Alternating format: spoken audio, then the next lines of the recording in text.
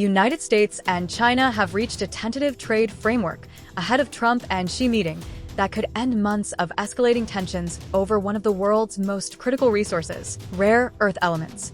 But what exactly does this deal mean, and why does it matter so much?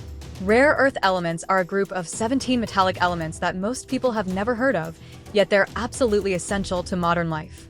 They're used in fighter jets, missile guidance systems, smartphones, medical imaging equipment, and electric vehicles.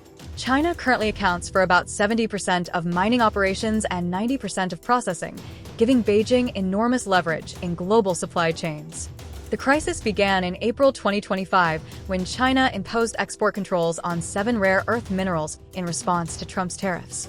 In October, China expanded restrictions to include 5 additional elements: holmium, erbium, thulium, europium, and ytterbium.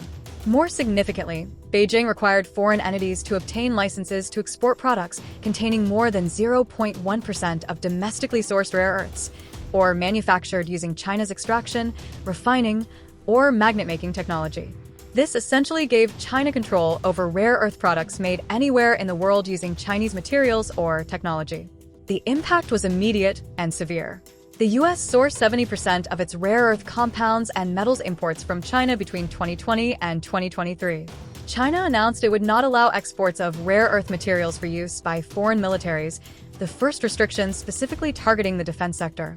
American automakers and defense contractors faced potential production shutdowns as their inventories dwindled.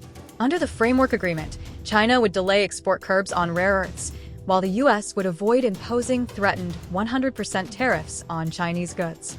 The deal would also address agricultural trade, with China resuming purchases of U.S. soybeans.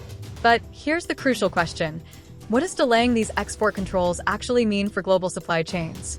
In the short term, it provides breathing room.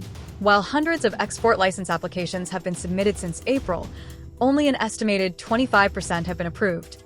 The delay would presumably ease this bottleneck, allowing manufacturers to secure the materials they desperately need. However, experts warn that a one-year delay is just that, a delay, not a solution. Breaking China's stranglehold on rare earth supplies is likely to take at least a decade, if not longer. The U.S. has been scrambling to diversify its supply chains, signing an $8.5 billion deal with Australia and pursuing agreements with Pakistan and Ukraine. But building alternative processing facilities and establishing new supply chains requires massive investment, technical expertise, and time. The centrality of rare earth export restrictions to the trade deal underscores the criticality of minerals to the U.S. economy as well as the severity of the chokehold Beijing holds on global supply chains. China has effectively weaponized its dominance in rare earths, using it as leverage in trade negotiations. This framework agreement may provide temporary relief, but it also highlights America's strategic vulnerability in critical minerals, a vulnerability that won't disappear when the one-year delay expires. For more news and updates, keep watching Live Mint.